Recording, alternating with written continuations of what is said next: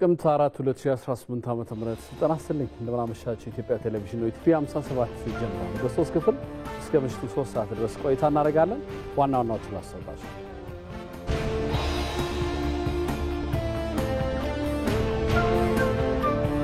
በንጋት ሐይቅ ለትውልድ የሚሸጋገር ፍኖተ ካርታ በማዘጋጀት ሁለንተናዊ ተጠቃሚነት ማረጋገጥ እንደሚገባ ተጠቆመ።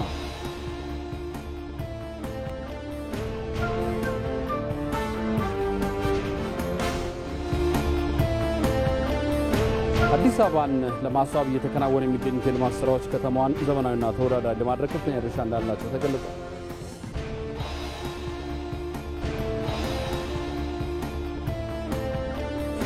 የዩክሬን ፕሬዝዳንት ቮሎዲሚር ዜሌንስኪ በአገሪቱ ሁኔታ ላይ ለመምከር ወደ ዋሽንግተን ሊያቀኑ መሆኑ ተገለጸ። የሚሉት ዋና ዋናዎቹ ናቸው።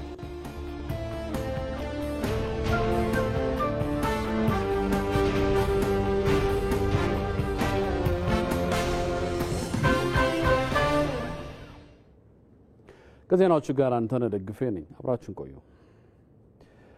የሚኒስትሮች ምክር ቤት በዛሬው ዕለት ባካሄደው 49ኛ መደበኛ ስብሰባ በተለያዩ ጉዳዮች ላይ ተወያይቶ ውሳኔ አሳለፈ። በቅድሚያ ምክር ቤቱ የተወያየው የኢትዮጵያ የኒውክሌር ኃይል ኮሚሽን ማቋቋሚያ ደንብ ላይ ነው። ኮሚሽኑ ሀገራችን የኒውክሌር ቴክኖሎጂን ለሰላማዊ መንገድ ከዓለም አቀፍ ማዕቀፎች ጋር በተጣጣመ መልኩ በኤሌክትሪክ ኃይል ተደራሽነት፣ በኢንዱስትሪ ልማት፣ በምግብ ዋስትና፣ በጤና አገልግሎት፣ በሳይንስና ምርምር ዘርፎች ላይ ለመጠቀም ታደርገውን ጥረት የመምራትና የማስተባበር ኃላፊነት እንዲኖሩ ተደርጎ ደንቡ ተዘጋጅቶ ቀርቧል። ምክር ቤቱ በጉዳዩ ላይ በሰፊው ከተወያየበት በኋላ ደንቡ በነጋሪ ጋዜጣ ታትሞ ከወጣበት ቀን ጀምሮ ተግባራዊ እንዲደረግ በሙሉ ድምፅ ወስኗል። በመቀጠል ምክር ቤቱ የተወያየው ኢትዮጵያ ውሃ ቴክኖሎጂ ኢንስቲትዩት ለሚሰጣቸው አገልግሎቶች የሚከፈል የአገልግሎት ክፍያን ለመወሰን በወጣ ደንብ ላይ ነው። ተቋም የሚሰጣቸውን የምርምር ቴክኖሎጂ ሽግግር፣ የተግባር ተኮር ስልጠናና ማማከርና ስፔሻላይዝድ ላቦራቶሪ አገልግሎቶች በተመጣጣኝ ዋጋ ለህብረተሰቡ በማቅረብ ወጪውን በሙሉ ሸፍነው የውስጥ ገቢውን ለማሳደግ እንዲችል የአገልግሎት ክፍያ ደንብ ተዘጋጅቶ ቀርቧል። ምክር ቤቱም በጉዳዩ ላይ በሰፊው ከተወያየበት በኋላ ደንቡ በነጋሪት ጋዜጣ ታትሞ ከወጣበት ቀን ጀምሮ ተግባራዊ እንዲደረግ በሙሉ ድምፅ ወስኗል። በመጨረሻ ምክር ቤቱ የተወያየው የኢትዮጵያ የአደጋ ስጋት ምላሽ ፈንድ ጽሕፈት ቤትን ለማቋቋምና የሚሰበሰበውን ፈንድ ገቢ መጠን ለመወሰን የወጣ ደንብ ላይ ነው። የኢትዮጵያ አደጋ ስጋት ምላሽ ፈንድ ጽሕፈት ቤት በአዋጅ ቁጥር 1386/2017 የተቋቋመውን የአደጋ ስጋት ምላሽ ፈንድ ለማስተዳደር የሚቋቋም ሲሆን የሚሰበሰበውን የፈንድ ገቢ መጠን ለመወሰን እንዲቻልም ደንቡ ተዘጋጅቶ ቀርቧል። ምክር ቤቱም በጉዳዩ ላይ በሰፊው ከተወያየበት በኋላ ደንቡ በነጋሪ ጋዜጣ ታትሞ ከወጣበት ቀን ጀምሮ ተግባራዊ እንዲደረግ በሙሉ ድምፅ ወስኗል።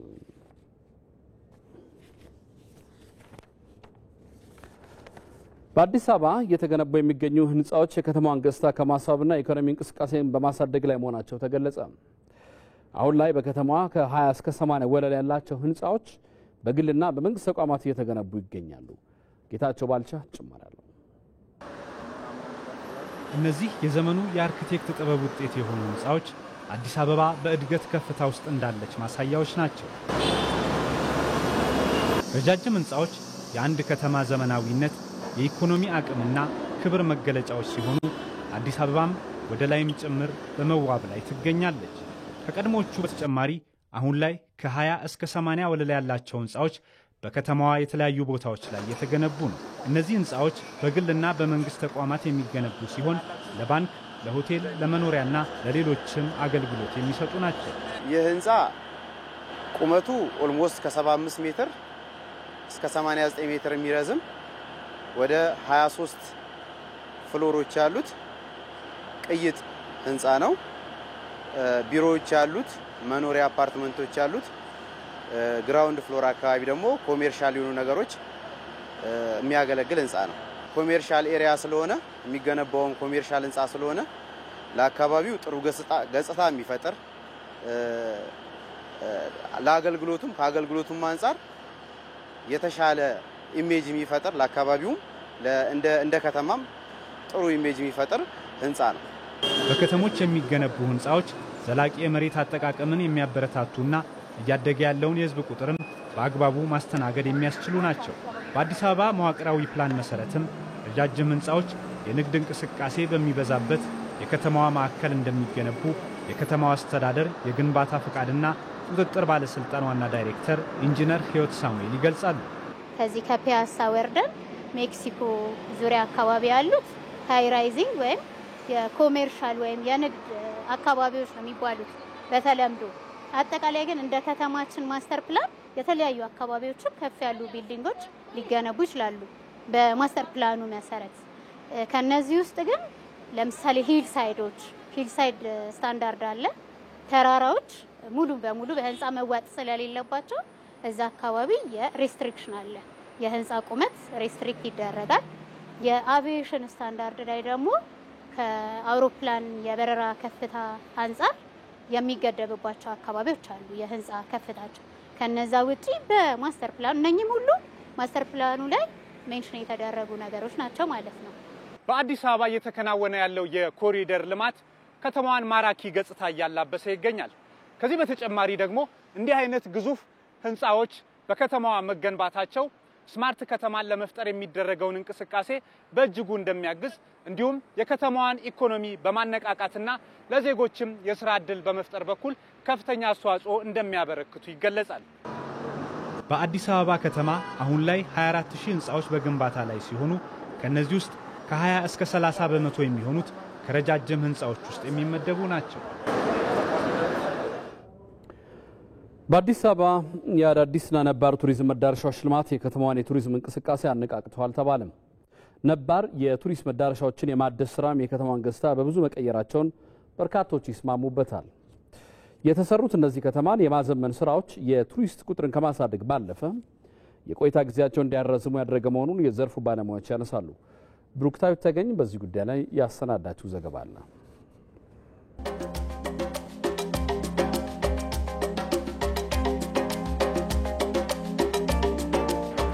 ቱሪዝም ሀገራት ያላቸውን የተፈጥሮ እንዲሁም ደግሞ ሰው ሰራሽ ሀብቶች ለተቀረው ዓለም የሚያስተዋውቁበት መድረክ ነው። ኢትዮጵያም በዚህ መድረክ ያለፉትን በርካታ ዓመታት ራሷን ስታስተዋውቅ ቆይታለች። ነገር ግን ኢትዮጵያ ካላት የተፈጥሮና የሰው ሰራሽ ሀብቶች መጠን ልክ ግን ከዘርፉ ታገኘው የነበረው ገቢ ግን እዚህ ግባ የሚባል አልነበረም። ባለፉት ጥቂት ዓመታት የተሰሩ ስራዎች ይህንን ታሪክ የቀየሩ ናቸው። አዲስ አበባን ከቱሪስት መተላለፊያነት ወደ ቱሪስት መዳረሻነትም ቀይሯል። በዛሬው ቆይታችን አዲስ አበባ ላይ እየተሰሩ ያሉ ስራዎች ምን ይመስላሉ፣ የቱሪዝም እንቅስቃሴውስ በምን መልኩ ተለወጠ የሚለውን እንግዳ ጋብዤ ከእንግዳ ጋር ነው ቆይታ የማደርገው። አብራችሁን ቆዩ። እንዴት ነህ? ደህና ነህ ወይ? ይመስገናለን። ተመልካቾቻችን እንግዲህ እንግዳዬ ኤንዲ አሰፋ ይባላል። ያለፉትን 12 ዓመታት በቱር ጋይድነት አገልግሏል። ስለዚህ ከተማዋን ዞር ዞር እያለን የምናየው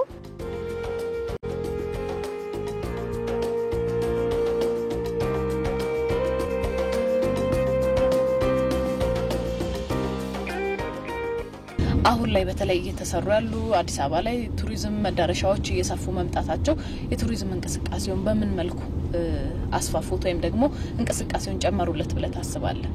ከተማ ባላት እድል ብቻ የምታመጣው እንቅስቃሴ ነበር። አሁን ግን ተጨማሪ ነጥቦችን አዲስ አበባ አመጣለች። ለምሳሌ አዳዲስ መዳረሻዎችን ሰርተናል።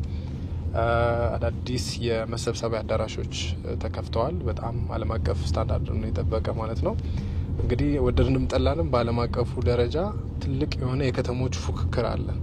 ይሄ ቱሪስትም ከመሳብ ብቻም ሳይሆን ከሀገር ኢሜጅም ከኢንፍሉዌንስም ከዲፕሎማቲክ ኢንፍሉዌንስም ጋር ይያያዛልና አሁን ከተማዋ ዓለም አቀፍ ታዋቂ ከተሞች በጣም ሞደርን የምንላቸው ከተሞች ጋር የመወዳደር አቅም እየፈጠረች ነው ማለት ነው። ይሄ ደግሞ ቱሪስት እንዲመጣ በጣም ያደርጋል። ኢንፍሉዌንስ ሲጨምር ነው የአንድን ቱሪስት እዚህ ከተማ እዚህ ሀገር መሄድ አለብኝ ብሎ የማሰብ ሞቲቬሽን ድራይቪንግ ፋክተሩ ነው የሚጨምር።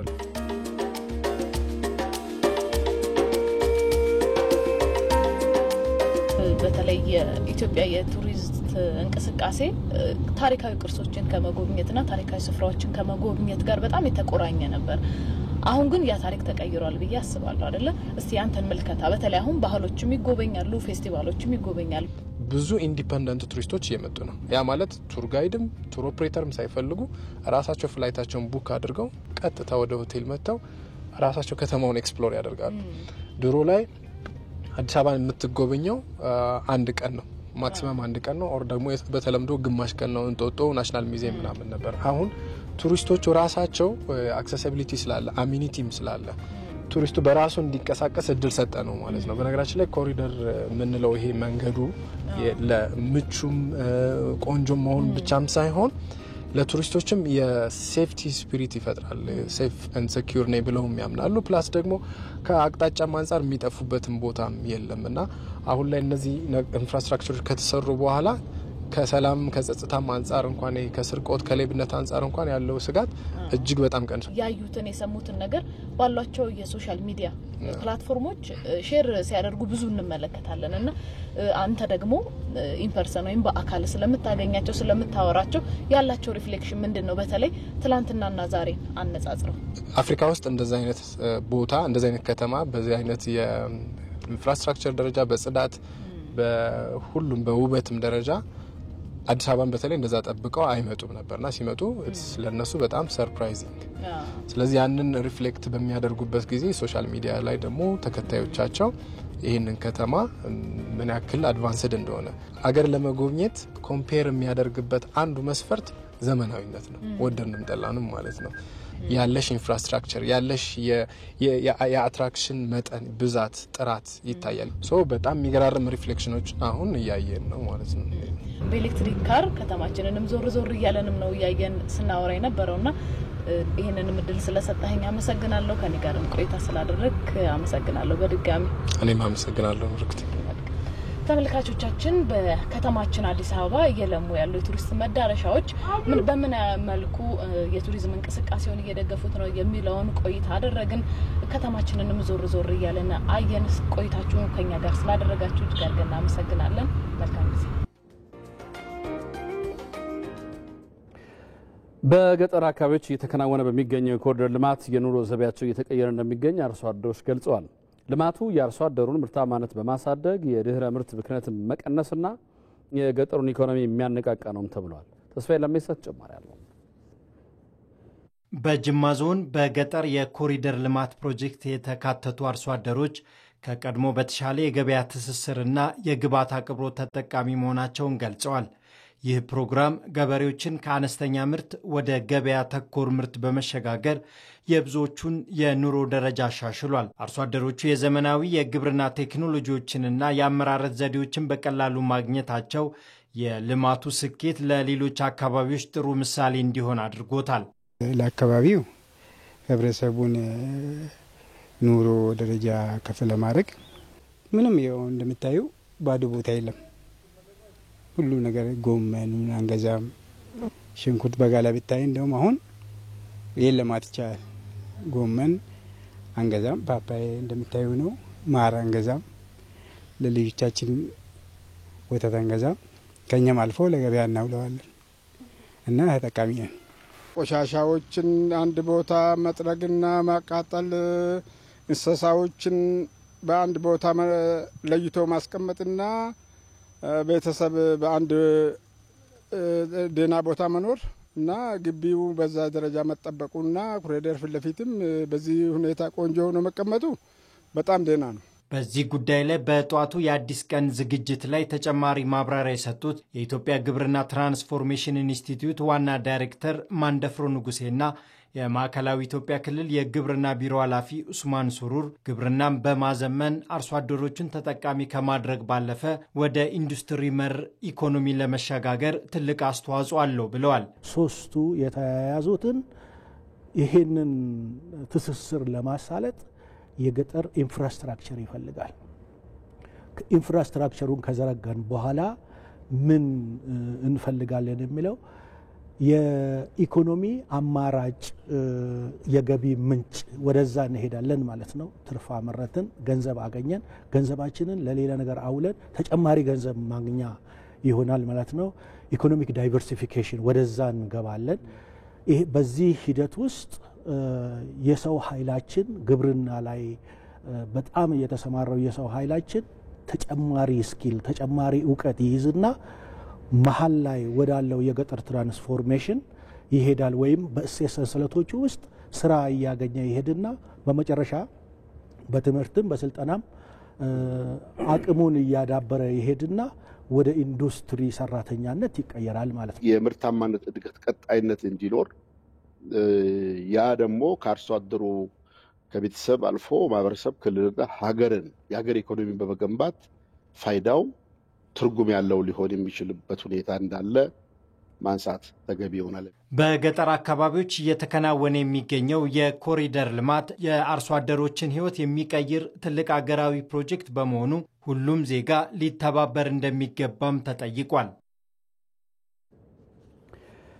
በንጋት ሐይቅ ለትውልድ የሚሸጋገር ፍኖተ ካርታ በማዘጋጀት ሁለንተናዊ ተጠቃሚነት ማረጋገጥ እንደሚገባ የውሃና ኢነርጂ ሚኒስትሩ ዶክተር ኢንጂነር ሀብታሙ ኢተፋ ተናገሩ። በታላቁ ህዳሴ ግድብ ላይ የተፈጠረው ንጋት ሐይቅ ረቂቅ ማስተር ፕላን ላይ ያተኮረ ውይይት መድረክ በቢሾፍቱ ከተማ ተካሂዷል። አባዲ ወይናይ ተጨማሪ ያለው። በታላቁ ህዳሴ ግድብ የተፈጠረው የንጋት ሐይቅ ለሀገሪቱ ኢኮኖሚ ከፍተኛ ጠቀሜታ ያለው ነው። ይህ ከአፍሪካ በግዝፈቱ አራተኛ የሆነው ሰው ሰራሽ ሐይቅ ከ70 በላይ ደሴቶች የያዘ ነው። ንጋት ሐይቅ ከ74 ቢሊዮን ኪዩቢክ ሜትር በላይ የውሃ መጠንም የያዘ ነው። ታዲያ ሐይቁ ለቤንሻንጉል ጉሙዝ ክልል በምጣኔ ሀብቱ ዘርፍ ከፍተኛ መነቃቃት የሚፈጥር መሆኑን ነው የክልሉ ምክትል ርዕሰ መስተዳድር ጌታሁን አብዲሳ የተናገሩት። ሰው ሰራሽ ሐይቁ ኦልሞስት ወደ 240 ኪሎ ሜትር ወደ ኋላ የሚተኛ ነው የሚሆነው። ይሄ ሐይቅ ለብዙ ነገር ይጠቅማል። ለትራንስፖርቴሽን፣ አሳ ማምረት፣ ዳሩ አካባቢ ቅድም እንደተገለጸውም ደግሞ ትልልቅ ደሴቶች እንኳን ከ70 በላይ ትንንሾችን ሳይጨምር ማለት ነው። እነኚህ ደሴቶች በርካታ ስራዎች ይኖራል ተብሎ ይታሰባል። ይሄ ለክልላችን ለቤንሻንጉል ጉሙዝ በተለየ ሁኔታ ስራ እድል ይዞ የሚመጣ ለኢኮኖሚ ትልቅ አድቫንቴጅ ይዞ የሚመጣ ስራ ነው ብዬ ነው የወሰድኩትና በጣም ትልቅ ደስታ ነው የተሰማኝ ማለት ነው። በታላቁ ህዳሴ ግድብ የንጋት ሐይቅ የማስተር ፕላን ላይ ያተኮረ የውይይት መድረክ በቢሾፍቱ ከተማ ተካሂዷል። በዚህ መድረክ ከተለያዩ ተቋማት የመጡ ባለድርሻ አካላትም ተሳትፈዋል። የውሃና ኢነርጂ ሚኒስትሩ ዶክተር ኢንጂነር ሀብታሙ ኢተፋ ከንጋት ሐይቅ በተቀናጀ ሁኔታ ተጠቃሚ ለመሆን ማስተር ፕላኑ ታቅዶ መዘጋጀቱን ተናግረዋል። 74 ቢሊዮን የሚያክል ውሃ መጠን ከያዝን በኋላ ይሄ የተያዘው ውሃ አንደኛ ረጅም ጊዜ እንዲቆይ በተፈለገው ደረጃ ሳይበላሽ ሳይበከል በደረል ሳይሞላ ህዳሴ ሆኖ እንዲቀጥል ለማድረግ የተቀናጀ ማስተር ፕላን ጥናት ለህብረተሰቡ ማሳተፍ ያስፈልጋል። አንዱን በዛ ደረጃ ላይ ወሰን ነው። ይሄ ማለት ጠቅላላ የአባይ ቤዚን ኤሪያ ውስጥ ያለው ማለት ነው። ከሱሉልታ ጀምሮ እስከ ጉባ ድረስ ያለው ጣና ጀምሮ ዳቡስ ጤስታ የምንላቸው ትልቅ ወንዞቻችን ወደፊት መቀጠል ስላለባቸው እንዴት መስራት እንዳለበትን ግንዛቤ ለማስጨበጥ ነው። ማስተር ፕላኑ የንጋት ሐይቅን በዘላቂነት ለማልማት የጋራ ትብብርን ለማጠናከር ከፍተኛ ጠቀሜታ እንዳለውም ነው ሚኒስትሩ ዶክተር ኢንጂነር ሀብታሙ ኢተፋ የገለጹት። የንጋት ሐይቅ ለወደፊት በጣም በዘላቂነት ለማልማት በሚያስችል ደረጃ ውሃው ኖሮ ለትራንስፖርትም ተጠቅመን፣ ለቱሪዝም ተጠቅመን፣ ለአሳም ተጠቅመን ለሁሉም ነገር እንዲሆን ለኢትዮጵያ ትልቅ በረከት ይዞ እንዲመጣ ለማስቻል አንድ ሰነድ ስለሚያስፈልግ ነው ይሄ ማስተር ፕላን የምናዘጋጀው። የተዘጋጀም ያለው በዛ ደረጃ ነው ማለት ነው። ከዛ በኋላ እንግዲህ የሚመለከተው የስራ ክፍል እየወሰደ እሱን እየመነዘረ ወደ ስራ ያስገባዋል። ትልቁ ዓላማ ይሄ ነው። በህዝብ ተወካዮች ምክር ቤት የውሃ መስኖ፣ ቆላማ አካባቢና አካባቢ ልማት ጉዳዮች ቋሚ ኮሚቴ ምክትል ሰብሳቢ ዶክተር አወቃ አምዛዬ ማስተር ፕላኑ ንጋት ሐይቅን በተገቢው ለመምራት ያግዛል ብለዋል። የማስተር ፕላን ዝግጅቱ በጣም ቆንጆ ነው። አንድ ነገር በፕላን ካልተመራ በስተቀር ከምን ደረጃ ተነስተን ወዴት እንደምንደርስ ወደፊት ምን ለማድረግ እንደምንፈልግ ያለንን ሀብት እንዴት ማስተዳደር እንዳለበት እንዴት መጠቀም እንዳለብን የተለያዩ ዘርፎችን መሬትን፣ ውሃን፣ ማህበራዊ ጉዳዮችን፣ ኢኮኖሚያዊ ጉዳዮችን እንዴት አድርገን አቀናጅተን አብሮ ተመጋግቦ እንዲያድጉ ማድረግ እንዳለብን የሚያስገነዝብ ስለሆነ ማስተር ፕላኑ በጣም አስፈላጊ ነው። የንጋት ሐይቅ ማስተር ፕላን በቀጠናው ያለውን ፍትሃዊ ተጠቃሚነትን ለማጠናከር የላቀ ፋይዳ እንደሚኖረውም ተጠቅሷል።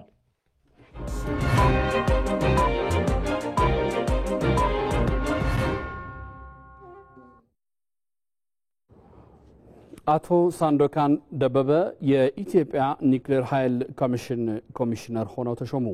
ጠቅላይ ሚኒስትር አብይ አህመድ ከጥቅምት 4 ቀን 2018 ዓ.ም ጀምሮ አቶ ሳንዶካን ደበበ የኢትዮጵያ ኒውክሌር ኃይል ኮሚሽነር አድርገው መሾማቸውን የጠቅላይ ሚኒስትር ጽሕፈት ቤት አስታውቋል። የኢትዮጵያ ኦርቶዶክስ ተዋሕዶ ቤተክርስቲያንን በጥበብ መምራትና ለመጪው ትውልድ ለማስተላለፍ ያስፈልጋል ሲሉ የኢትዮጵያ ኦርቶዶክስ ተዋሕዶ ቤተክርስቲያን ፓትርያርክ ብፁዕ ቅዱስ አቡነ ማትያስ ተናገሩ።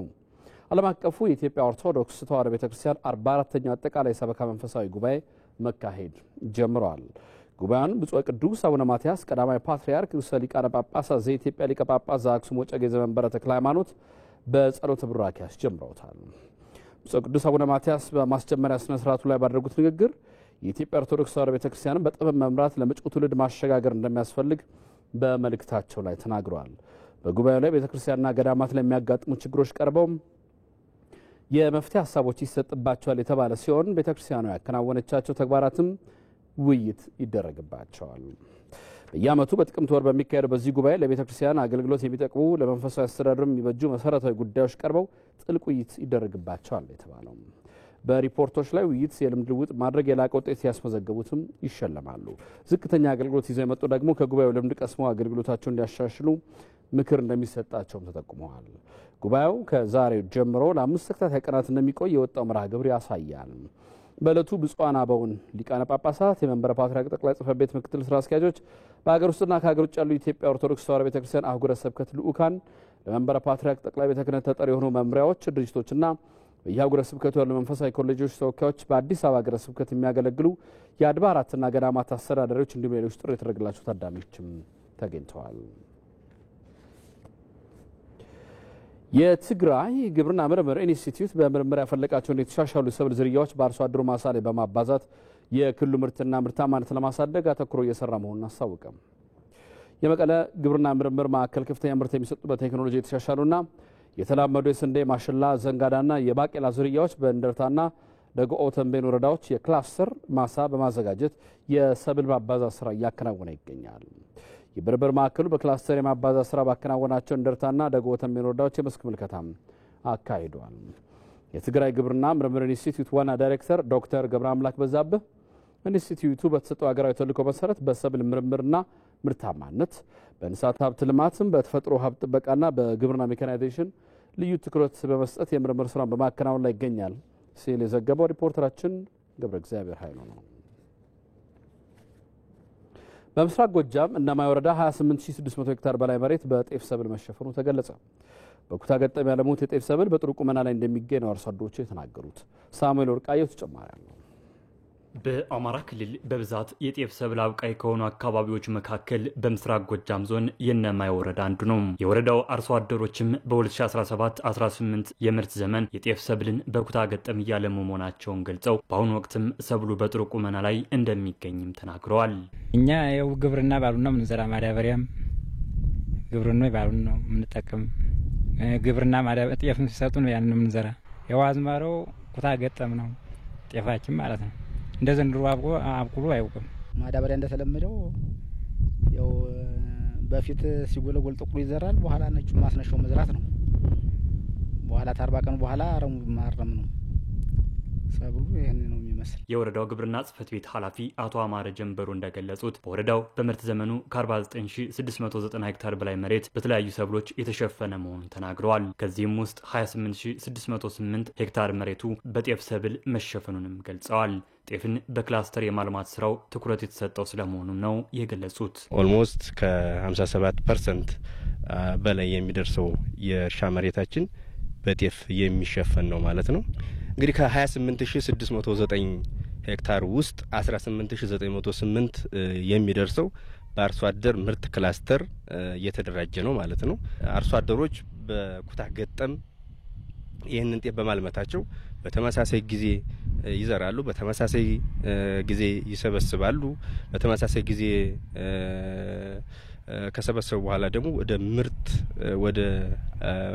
ወደ ህብረት ስራ ማህበር ወይ ደግሞ ሁለገብ የገበሬዎች ህብረት ስራ ማህበር ወደ እነሱ በሚገለገሉበት ማለት ነው የሚሸጡበት ሁኔታ አለ። ለአርሶ አደሮች ምርትና ምርታማነትን ሊያሳድጉ የሚችሉ የተሻሻሉ የጤፍ ዝርያዎችን በወቅቱ ከማቅረብ ጀምሮ አስፈላጊውን ግብዓት ከማሟላት አንጻር በተያዘው የምርት ዘመን በተሻለ ሁኔታ መሰራቱንም ኃላፊው ተናግረዋል። ምርጥ ዘር አጠቃቀማችንን ወስደን ስንመለከት እንግዲህ በወረዳ ደረጃ የገባልን ምርጥ ዘር በሙሉ አሰራጭተን ወይም ደግሞ ለዚህ ቁመና ለዚህ ሰብል አውለነዋል ማለት ከ4000 ኩንታል በላይ የሚደርስ ሲዋንና ሲቱ ዘር ተጠቅመን ይህንን ሰብል እንድናይ አድርጎናል ማለት ነው።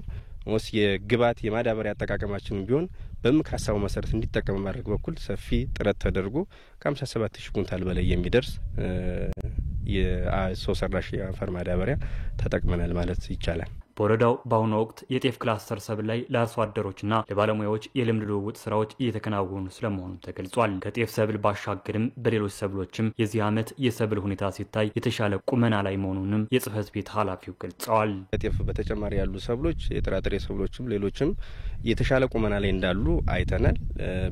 በቁም ሰብል ግምገማው ጭምር ሳምፕል ወስደን ወይም ናሙና ወስደን ከያርሶ አደሩ ያሰባሰብንበትና የተሻለ ቁመና ላይ እንደሚገኝ የተሻለ ምርትን እንደምናገኝ ጭምር የገመገምንበት ሁኔታ ነው ያለ።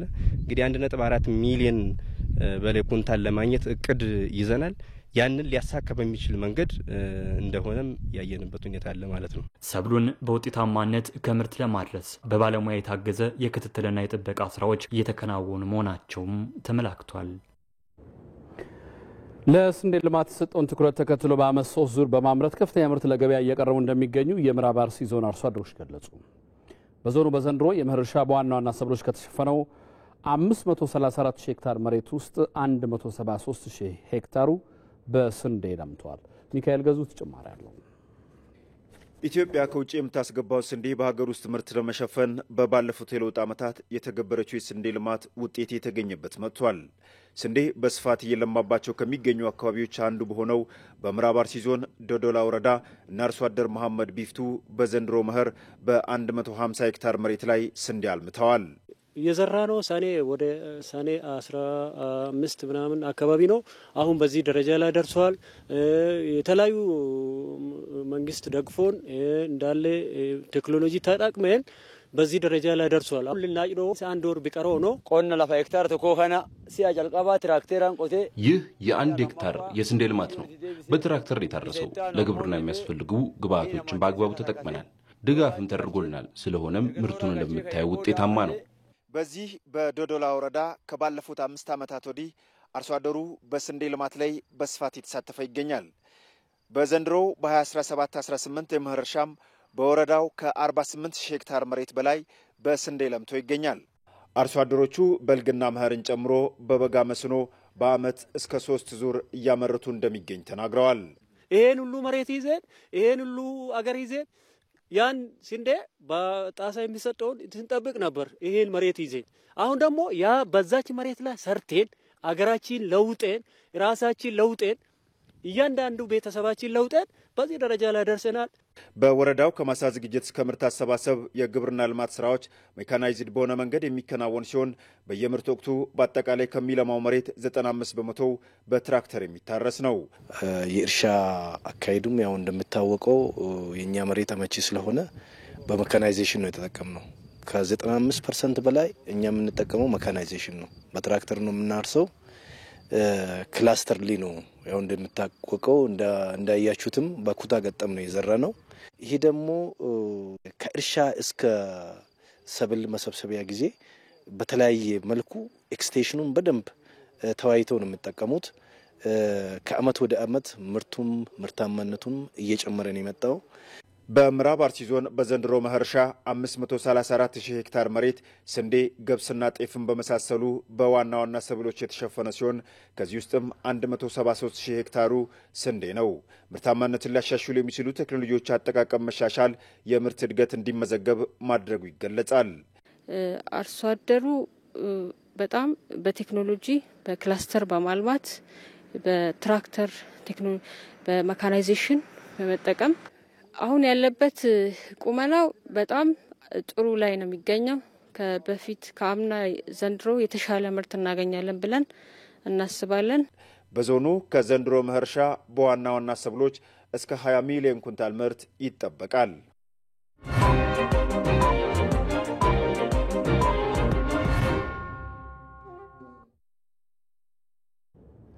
ዜና እረፍት። የኢትዮጵያ ብሮድካስቲንግ ኮርፖሬሽን ባልደረባ የነበሩት ወይዘሪት እመቤት አበበ ከዚህ ዓለም በሞት ተለዩ። ወይዘሪት እመቤት ለ32 ዓመታት በኢትዮጵያ ብሮድካስቲንግ ኮርፖሬሽን በሬዲዮና ቴሌቪዥን ዘርፍ በተለያዩ ስራ መደቦች ላይ አገልግለዋል። ስርዓተ ቀብራቸውም ዛሬ ጥቅምት 4 2018 ዓ.ም በቀጨኔ መድኃኔዓለም ቤተክርስቲያን ተፈጽሟል። መስከረም ቸርነት ተጨማሪ አላት። ወይዘሪት እመቤት አበበ ከአባታቸው ከአቶ አበበ ወረደ ወርቅና ከእናታቸው ከወይዘሮ በለጠች ብሩ በአዲስ አበባ ከተማ ጥቅምት 11 ቀን 1961 ዓ.ም ተወለዱ። እድሜያቸው ለትምህርት ሲደርስም አንደኛ ደረጃ ትምህርታቸውን በወይዘሮ ቀለም ወርቅ ትምህርት ቤት፣ ሁለተኛ ደረጃ ትምህርታቸውን የካቲት 12 ትምህርት ቤት የተማሩ ሲሆን ከአዲስ አበባ የቴክኖሎጂ ንግድ ስራ ኮሌጅ በአካውንቲንግ በዲፕሎማ ተመርቀዋል። ወይዘሪት እመቤት አበበ ህዳር 9 ቀን 1981 ዓ.ም ጀምሮ በቀድሞ ማስታወቂያ ሚኒስቴር ተቀጥረው የድምጽ ላይብረሪ ሰራተኛ በመሆን ከሰሩ በኋላ ከሐምሌ 1 ቀን 1986 ዓ.ም ጀምሮ ወደ ቀድሞ የኢትዮጵያ ቴሌቪዥንና ሬዲዮ ድርጅት በመዘዋወር በተለያዩ የስራ መደቦች የቴሌ ፕሪንተርና ፋክስ ሰራተኛ፣ ሞኒተሪንግና ዶክመንቴሽን፣ የስርጭት አስፈጻሚና ተቆጣጣሪ፣ ስርጭት ቁጥጥርና ክትትል ባለሙያ የስራ መደቦች ላይ የሰሩ ሲሆን በስራቸውም ጠንካራ ታታሪና ምስጉን ሰራተኛ ነበሩ። ወይዘሪት እመቤት አበበ በተወለዱ በ57 ዓመታቸው ከዚህ ዓለም ድካም አርፈዋል። ወይዘሪት እመቤት ስራቸውን ወዳድ ምስጉን ሰራተኛም ነበሩ። እመቤት እንግዲህ ስራ በጣም አፍቃሪ ናት። ሰው ትወዳለች። የስራ ባልደረቦቿን በጣም ነው የምትወደው። በችግር ጊዜ ሰውና የምታስተባብር በጣም ጥሩ ሰው ነች። ጥሩ ባህሪ ያላት ናት። እመቤት ጋር በባልደረብነት ነው የምንተዋወቀው። ግን ያው ከእህት በላይ የሚተጠጋጋ አሁን ደግሞ በአንድ ቢሮ አብረን ነው የምንሰራው። እጅግ አስደንግጣናለች። እግዚአብሔር እንግዲህ ወደደውን ይሁነው፣ ነፍሷን ይማር። በማህበራዊ ግንኙነታቸው ተግባቢና ለሰዎች በጎ አሳቢ መሆናቸውንም የሚያውቋቸው ምስክር ናቸው። ጎረቤት ነን፣ አብረን ብዙ አመት ኖረናል። እመቤት ማለት እህታችን፣ መካሪያችን፣ በዚህ ላይ በጣም ትሁት ስነ ምግባር ያላት፣ በጣም ለመግለጥ ራሱ በጣም ያቀተኛል። አብሬያት ያደግኩኝ አብሬያት የተማርኩኝ ነኝ። ከዛም አልፎ ደግሞ ሚዜ ነበረች ነች። እመቤት በጣም መናገር ይከብደኛል። በጣም ጥሩ ልጅ ነች። ወይዘሪት እመቤት ለቤተሰቦቻቸውም አጋዥና ደጋፊ እንደነበሩ ታላቅታቸው እንዲህ ይናገራሉ። ሁሉ ነገር ለቤተሰቡ በአካባቢ በህብረተሰቡ ራሱ በጣም ተወዳጅነት ያላት፣ ሁሉ ሰው የሚያፈቅራት፣ ሁሉ ነገር በቃ በሷ ነው የምንመራው። አሁን እኔ ታላቅ ነኝ፣ ምንም አላውቅም። የሷን ያህል መላ የለኝም። አሁን ይጨለመን የሚያለ የቀብር ስነ ስርዓታቸው ዛሬ ጥቅምት 4 ቀን 2018 ዓ.ም ከቀኑ 8 ሰዓት በቀጨኔ መድኃኔዓለም ቤተክርስቲያን ተፈጽሟል። የኢትዮጵያ ብሮድካስቲንግ ኮርፖሬሽን ለቤተሰቦቻቸውና ለወዳጆቻቸው መጽናናትን ይመኛል። የውጭ ዜና። የዩክሬኑ ፕሬዝዳንት ቭላዲሚር ዜሌንስኪ በአገሪቱ ሁኔታ ላይ ለመምከር ወደ ዋሽንግተን ሊያቀኑ መሆኑን ገለጹ። የአየር ኃይል ማጠናከር አሜሪካ ለዩክሬን በምታስታጥቃት ረጅም ርቀት ተምዘግዛጊ ሚሳይል ላይ ትኩረት ያደረገ ውይይት ይደረጋልም ተብሏል። ጉዞው የፊታችን አርብ እንደሚከናወን የተገለጸ ሲሆን በዚህም ከአሜሪካው ፕሬዝዳንት ዶናልድ ትራምፕ ጋር ውይይት ይደረጋል ተብሎ እንደሚጠበቅ አልጀዚራ ዘግቧል። ከዚህ ጉዞ በፊትም ፕሬዝዳንት ዜሌንስኪ በኬቭ ከአውሮፓ ህብረት የውጭ ጉዳይ ሚኒስትሮች ጋር መወያየታቸውንም ገልጸዋል። በዚህም ሩሲያ ለተጨማሪ ማዕቀቦች እንዲጣሉና እንዳይንቀሳቀሱ የተደረጉ የሩሲያ ሀብቶች ዩክሬንን መልሶ ለማቋቋም እንዲውሉ ተጽዕኖ የሚያሳድሩ ውይይት ማድረጋቸውን ገልጸዋል።